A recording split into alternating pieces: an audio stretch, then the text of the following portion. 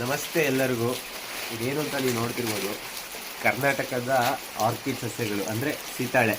ಇದರಲ್ಲಿ ಆಲ್ಮೋಸ್ಟ್ ಒಂದು 99 ವೆರೈಟಿ ಅಂದರೆ ಹೈಬ್ರಿಡ್ ಆಗದಿಲ್ದಿರೋವಂಥದ್ದು ನ್ಯಾಚುರಲ್ ಆರ್ಕಿಡ್ಗಳಿದ್ದಾವೆ. ಅದನ್ನು ನಾವಿವತ್ತು ಫೈಂಡ್ ಔಟ್ ಮಾಡಲಿಕ್ಕೆ ಎಲ್ಲನೂ ಅಲ್ಲ, ಒಂದು ಸೀರೀಸ್ ಶುರು ಮಾಡ್ತಾ ಇದ್ದೀವಿ.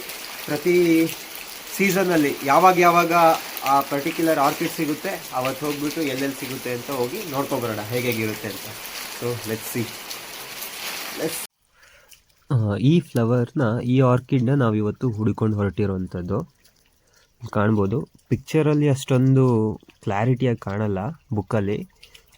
ಇದರ ಹೆಸರು ಎರಿಯಾ ರೆಟಿಕೋಸಾ. ಯೂಶಲಿ ಆಗಸ್ಟ್ ಮತ್ತು ಸೆಪ್ಟೆಂಬರಲ್ಲಿರುತ್ತೆ, ಬಟ್ ಒಂದು ತಿಂಗಳು ಹೆಚ್ಚು ಕಡಿಮೆ ಆಗ್ಬೋದು. ಯೂಶಲಿ 4 ಜಿಲ್ಲೆಗಳಲ್ಲಿ ಇರುತ್ತೆ. ಬನ್ನಿ ಹೋಗಿ ನೋಡ್ಕೊಬರೋಣ ಇವತ್ತು ಎಲ್ಲೆಲ್ಲಿ ಹೇಗಿರುತ್ತೆ ಅಂತ.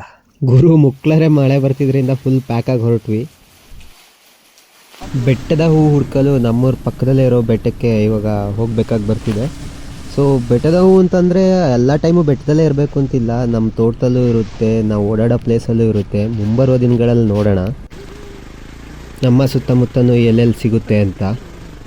ಇವಾಗ ಸದ್ಯಕ್ಕೆ ಬೆಟ್ಟಕ್ಕೆ ಹೋಗೋ ರೋಡ್ ಕೂಡ ಆಫ್ ರೋಡು, ಮಸ್ತಾಗಿದೆ. ರೋಡ್ ಇದ್ದಷ್ಟು ದೂರ ಬೈಕಲ್ಲಿ ಹೋಗ್ಬಿಟ್ಟು ನಂತರ ಕಾಲ್ದಾರಿ ಹಿಡಿದ್ವಿ. Literally ಕಾಡೊಳಗೆ entry ಕೊಟ್ಟಾಯಿತು.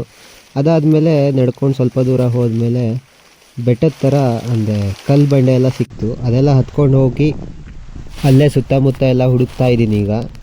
ಮೇ ಬಿ ಇಲ್ಲಿ ಲಾಸ್ಟ್ ಟೈಮ್ ನೋಡಿದ್ದೆ, ಲಾಸ್ಟ್ ಇಯರು. ಸೊ ಹಾಗಾಗಿ ಇಲ್ಲೇ ಸಿಗ್ಬೋದು ಅನ್ನೋ ಒಂದು ಹೋಪ್ ಮೇಲೆ ಫೈನಲಿ ಇಲ್ಲಿ ಸಿಕ್ತು ಮಾತ್ರ. ನೀವು ನೋಡಿ, ಇವಾಗ ಕ್ಯಾಮ್ರಾ ಮುಂದೆ ತಗೊಂಡು ಹೋಗ್ತಿದ್ದೀನಿ.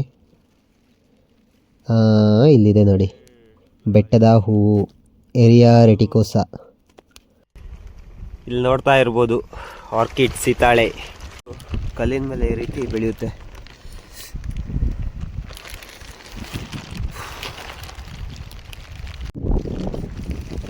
ಹೇಗೆ ಕಾಣಿಸ್ತಿರ್ಬೋದು, ಶೈನಿಂಗ್ ಸ್ಟಾರ್ಸ್ ಥರ. ನಮ್ಮ ಮುತ್ತು ರತ್ನ ಆರ್ಕಿಡ್ಗಳು